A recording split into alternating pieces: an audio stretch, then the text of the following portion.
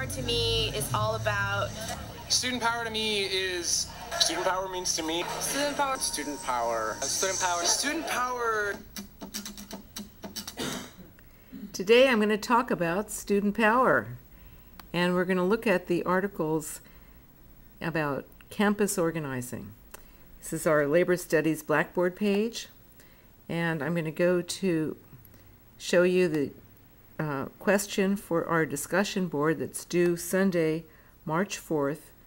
Just a few comments that I'm asking you to respond to regarding the readings.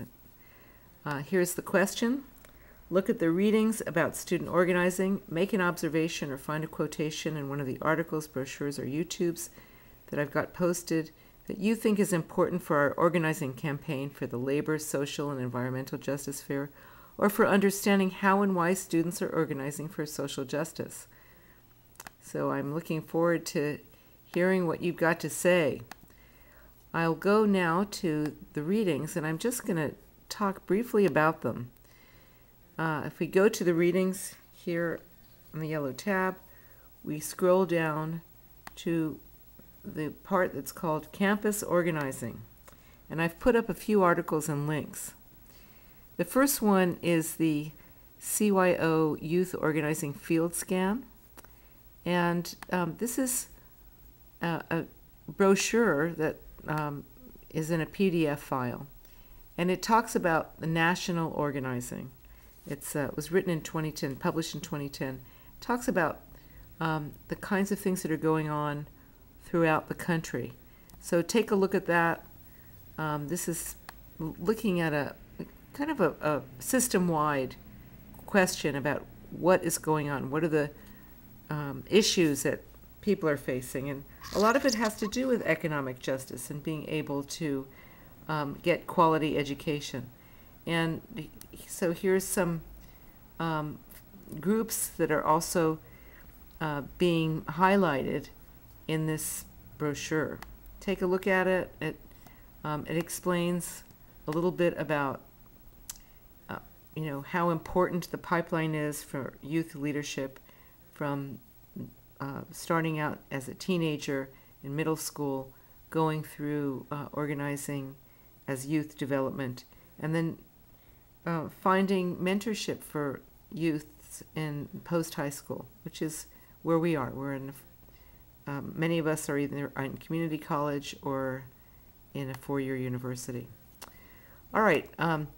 Then I also downloaded or have for you this Organizing 101, another PDF file, and this is called Recruitment and Organizational Building. This is really interesting. It's kind of a how to organize. Again, this is something that may be relevant to groups that you're involved in outside of the university, but it could be useful for your organizing here at Dominguez Hills as well. So it has a lot of different, you can see it's about 25 pages long. It's very easy to read. It's about training the trainer. And I've got some highlights here. So in the Organizing 101, I'm particularly looking at some of the ideas that they talk about in terms of what is an organization, how do you motivate leaders and members, guidelines for recruitment. One of the notes is, people won't join unless you ask them, and recruit to an activity, not to a meeting. In some cases, you have to invite people to meetings, but if there are activities, that oftentimes is when you will find that people are interested in coming, like with the fair, letting people know that there's events going on, there's campus tours for the high school students, many different kinds of things that people can get involved in. Communications, another important point that this brochure talks about is getting the word out, having internal and external communication systems, telephone trees, keeping information and keeping in contact with one another. And another interesting point is about meetings and what it means to run a good meeting. Another aspect of this is group decision making and using clear alternatives, thinking about how to frame alternatives for people. Finally, the idea that meetings should be planned to last only for an hour and a half or 2 hours tops. So very practical questions that are brought up. All right, I'm moving along to talking about Mott Bronx PDF. This is a brochure that talks about some ideas about student reform. Excuse me for bringing that up.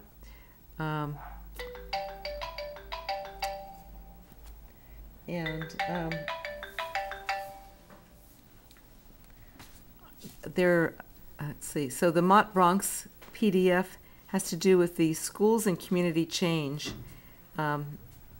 It discusses some initiatives that are happening in the Bronx as well as in Los Angeles. So take a look at that. It's got some, again, interesting information that I think that you'll find is relevant. I want to move on to talk about some of the other articles just to highlight what they deal with. We have no choice to step up, why youth activists come together and have decided to build a movement. So again, this is from around the country. This was in the summer of 2012. We are students, not customers. How are students viewed? How are students treated? When do students have a voice? Take a look at that. Here's student organizers from around the country gathered in Columbus to build a unified, strong movement, learn from one another, and take action. This article is about a power shift and looking at divestment, the relationship between youth, students, and what's being sold on campuses, on college campuses, what's being sold in the bookstores. How is labor treated on college campuses? Then there's another article here on Crenshaw High. High schools are, we have a lot of high school students who come to our fair. Many of them, it might be their first time on a college campus. So what's going on in high schools in Los Angeles? This article is about Crenshaw High and how it's been reconstituted as a magnet school, and how people in the community and the students and the teachers are dealing with that. So that's some issues of students that may be coming to our fair. I wanted to turn to questions of privatization and in education and student concerns. Here's an article about the California Student Union, and I believe we have an organization on campus that's a membership group of this national organization. So building a student union, having a nationwide movement of students no matter where they go to school, community colleges, four-year schools, UCs, private schools, and what are their issues? What are people talking about?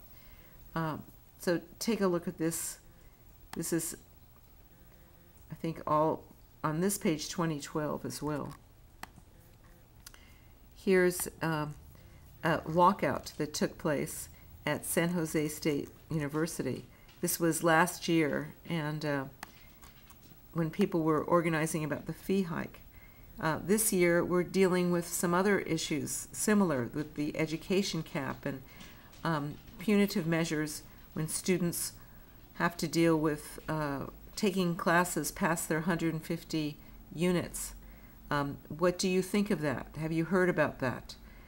There's a Students for Quality Education group on our campus that is dealing with these questions too. So Students for Quality Education is another group that you might want to find out about.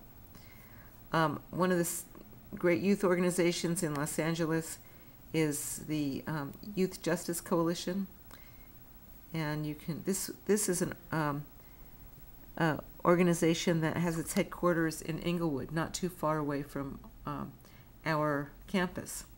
So take a look at what they're doing.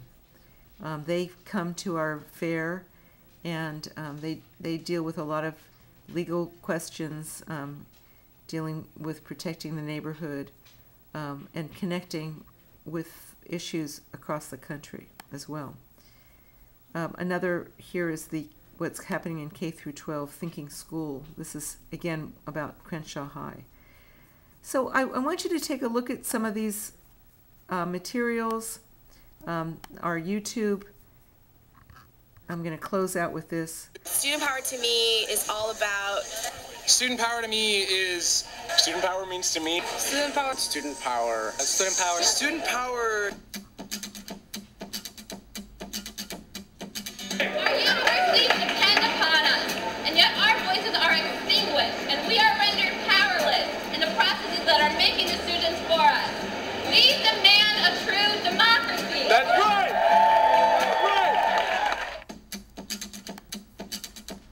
All right, take a look at the Student power to material, me is all about. and I'm going to be interested in seeing what you come up with for your comments. Thank you very much, and I'll post a link to SQE as well. Thank you.